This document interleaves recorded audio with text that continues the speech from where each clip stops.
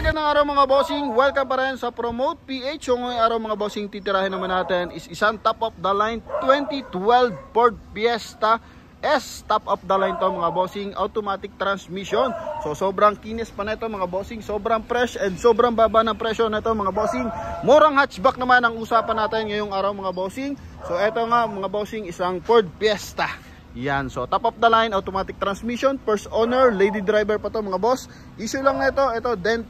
So may konting dent sa kanyang door panel, and yung kanyang hood may konting fade dito dahil sa car cover mga bossing. Yan, zero accident to mga bossing, and ito mga boss is coding niya is Tuesday. Yan, okay, so ito mga bossing, may rain visor pa, then may signal light yung kanyang side mirror. And gulong niya mga bossing 70% tread life. So price na ito mga bossing 225,000. So dahil nga may fade ng konti, tsaka may dent ng konti, so sagad natin dito mga bossing 183,000. Pero kung gusto niyo, papagawa natin yung ating issue dan sa hood at saka sa side. So sagad tayo ng 225,000 mga bossing. So dito mga bossing, binibigay na natin yung sagad na presyo. Nang sa ganon, pagpunta nyo dito, test drive na lang, no? Wala nang tawaran kasi hindi na talaga binibigay mga bossing kapag tinatawaran pa. Kumbaga dito sa vlog natin, sinasagad na natin, hinihingi na natin sa may-ari yung kanyang final price. Nang sa ganon, mapanood ng ating mga buyers pagpasok yung budget, so pwede nyo na mauwi ito mga boss. Kasi yung iba humihingi pa ng discount, minsan naman talaga hindi na kaya kasi sobrang liit lang ng tubo. Kumbaga good as fast break, kahit mga buy and sell pwedeng bilhin to kasi sobrang baba na presyo na ito mga bossing, 183. So panalong panalo. So release to mga bossing sa Ford Libis. Ito yung kanyang likuran mga bossing, meron pa siyang reverse parking sensor, may reverse parking camera para sa kanyang dashcam, pero wala kasi yung dashcam mga boss. Then ito mga bossing is meron pang spoiler. Yan, so naka-mugs yan mga bossing, original mugs from Ford. And yung kanyang gulong mga bossing is 16, no? 16 inches, alloy mag wheels yan mga boss.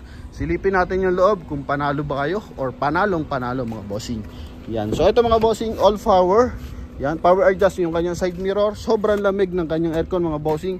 Original seat from Ford mga bossing. Yan, so makikita mo naman walang kapunit-punit kasi nga lady driver yan. So sobra bihira to, kumbaga mabakbakan ng sakay, unlike kapag mga lalaki ang driver. Kumbaga pag nagsakay kaya siyan, sobrang dami, no?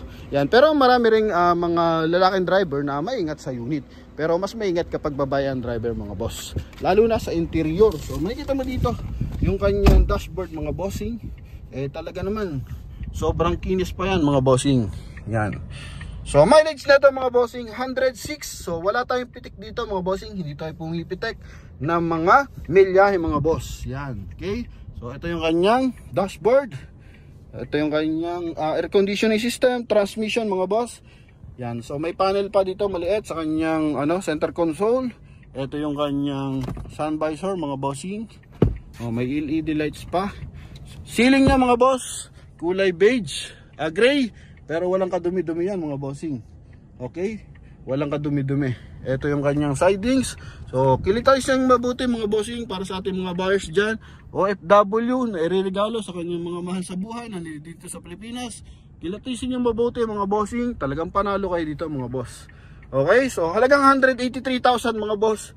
Kahit manual transmission na Ford Fiesta na base model, hindi nyo makukuha ng ganun kamura mga bossing. So tayo lang ang nakapagbigay niya ng mababang presyo kasi wala naman tayong display center. Kumbaga mga starting business pa lang to mga bossing, mga nagpapalaki pa lang ng negosyo. Kaya sa ganun mga bossing, sobrang liit lang ng tobo mga bossing, no? Yan, so eto mga boss, may voice command pa nga siya no? Yan, and eto mga bossing yung kanyang steering wheel, and cover lang yung katapat na ito mga bossing. Sobrang ganda ng panel mga boss, sobrang luwag ng legroom.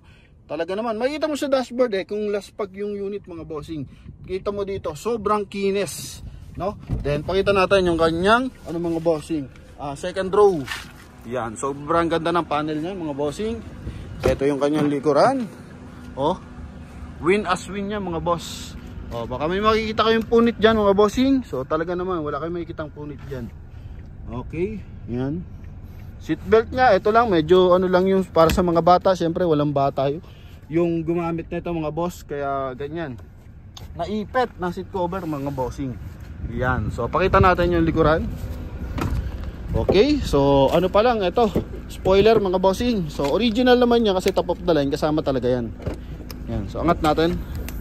Ito yung likuran. So may luggage tray pa mga boss, removable luggage tray. So pwede, naka-tint pa to mga bossing, medium tint to.